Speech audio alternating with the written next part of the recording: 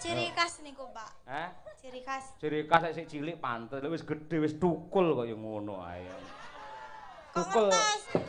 Lah ya bocah diarahne angel ram ora. Angel rasa digarap. Lah.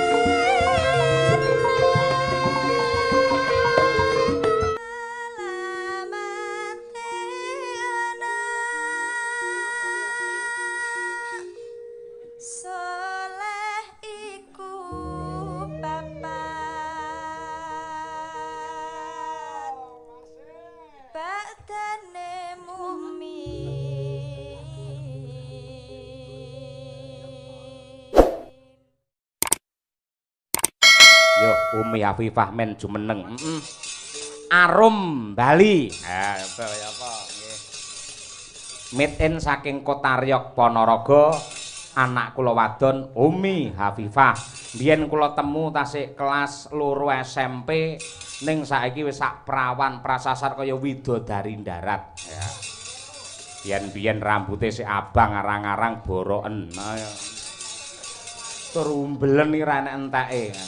Angger nyinden sentrap sentrup. Bareng disisekne malah mlembung ayo. Bareng dipecah dhewe mak poh ngono kuwi. Umi Hafifah. Saiki saya gede ya ya. Monggo Arum Bali dados yuk.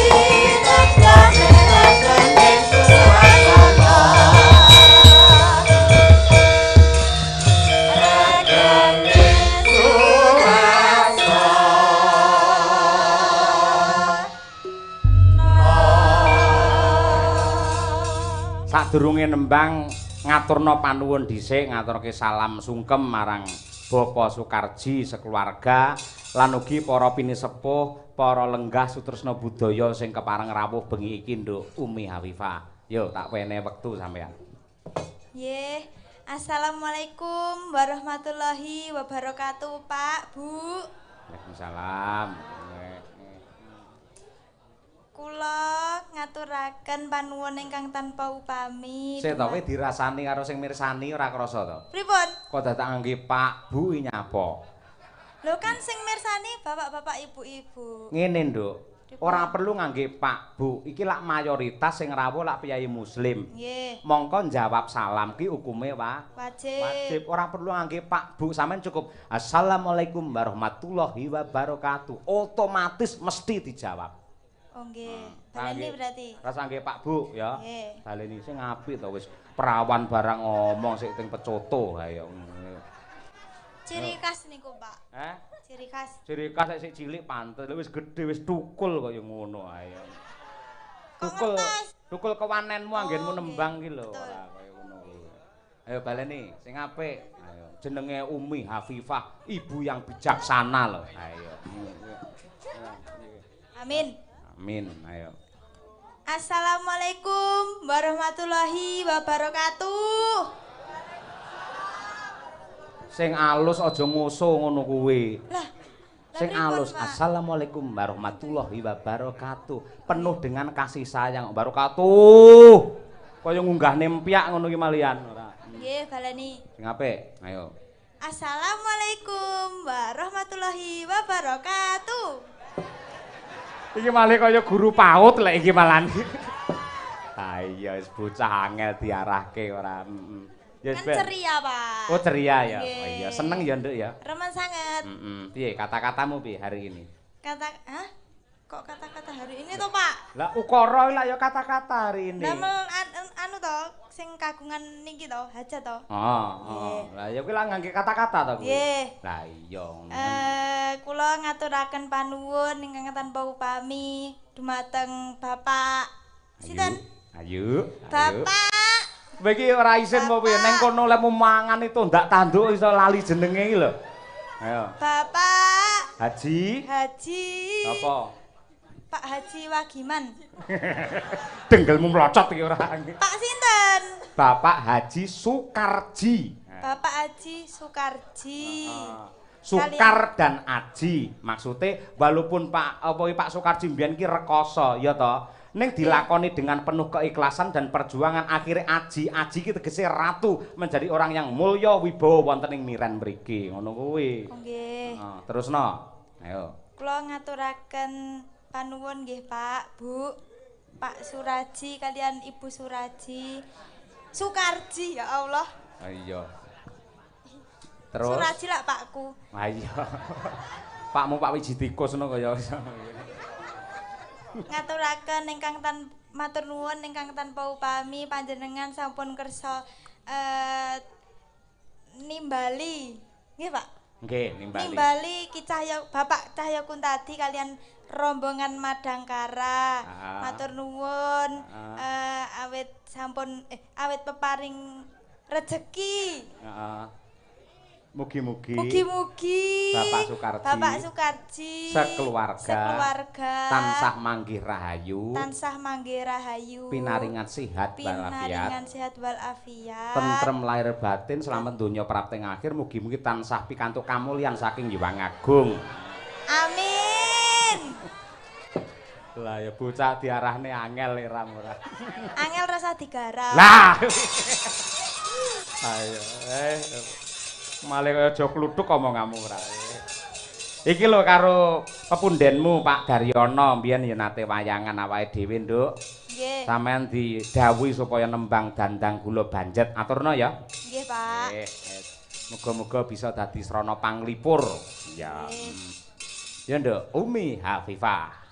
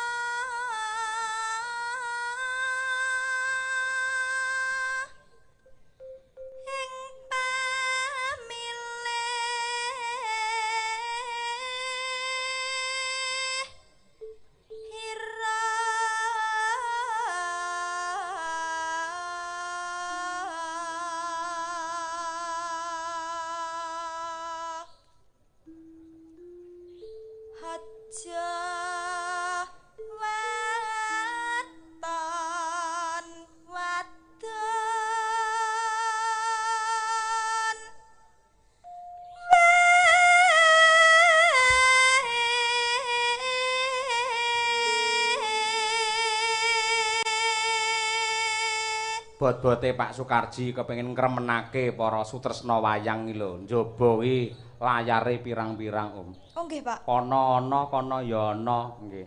Jane yen kula pareng usul Pak Karji niki jane timbang ngeling-ngelingi tembok niki mangbrukne mawon. Ayo.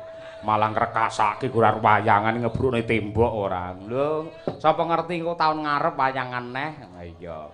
Ben seneng piyai-piyai sing mirsani yen seneng kan ndongake apik teng Pak Karji. Ha iya, Ya engko bakal dimbrukne taun ngarep ya arep wayangan ning dalange dudu kowe. Merongos. Ya nduk. Aja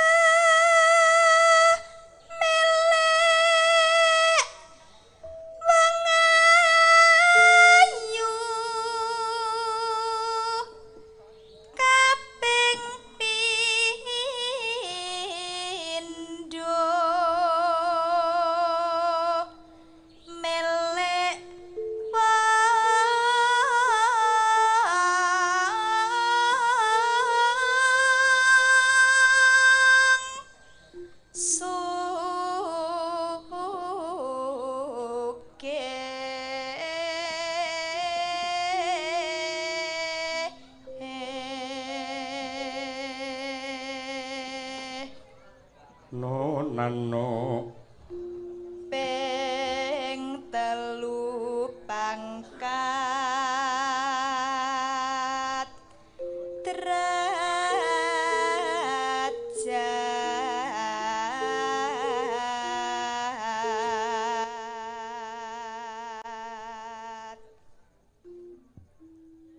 iku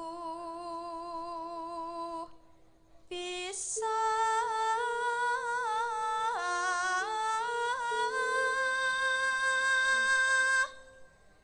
larut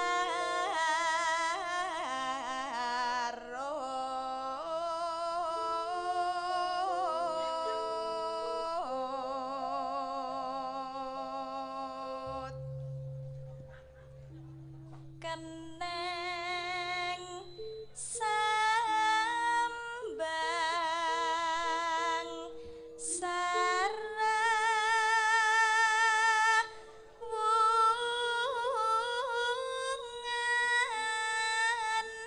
kapi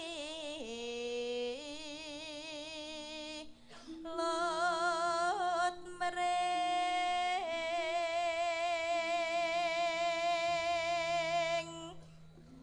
wicara kang manis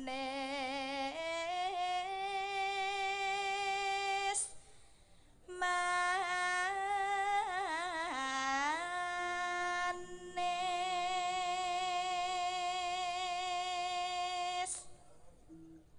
maremane ten prayitna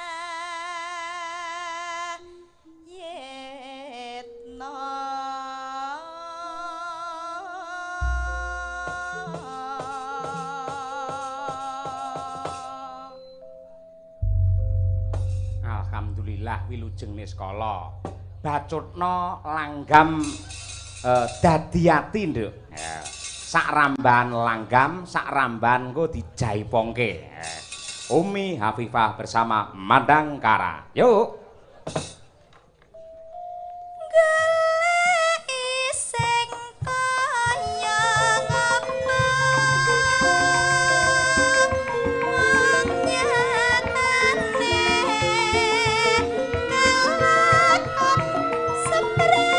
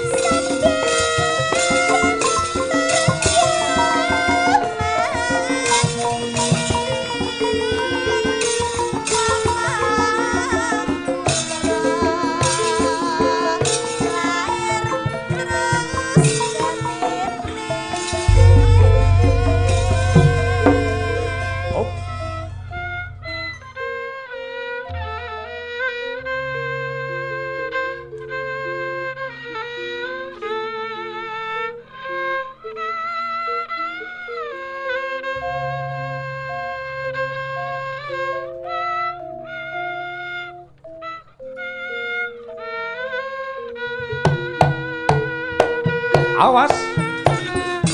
Oh. Hey.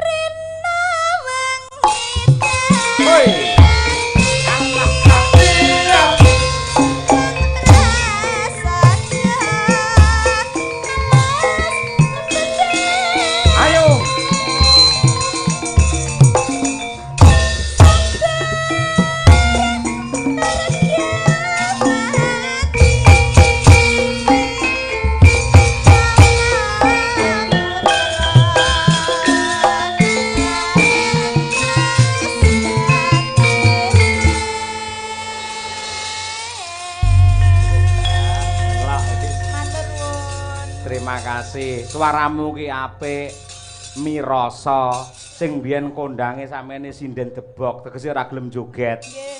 Ning nyatane bareng egulan walah. Wong emane bokomu ketrepesen. Mboten napa-napa, Pak. Lah timbang Mbak Tutik lho. Lah ngopo Tutik? Tembelan.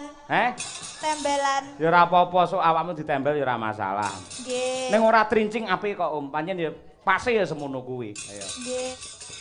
Ya, Mbak Umi. Sampean ngaturake lelagon wabil khusus kagem. Nah. Ingkang nembe dipun khitanaken muga-muga menjadi anak yang soleh. Nah, Mas Sabta Aji Purnama. Nggih. Alamate anak soleh. Iku.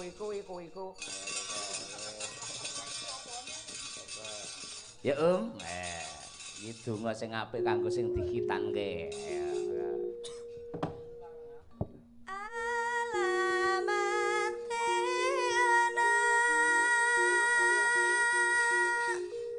Soleh iku papan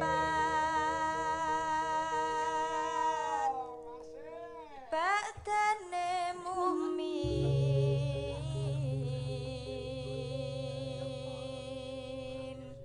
anut ing syariat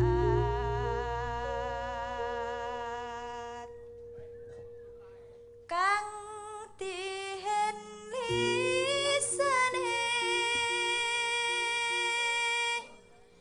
alus ngendikane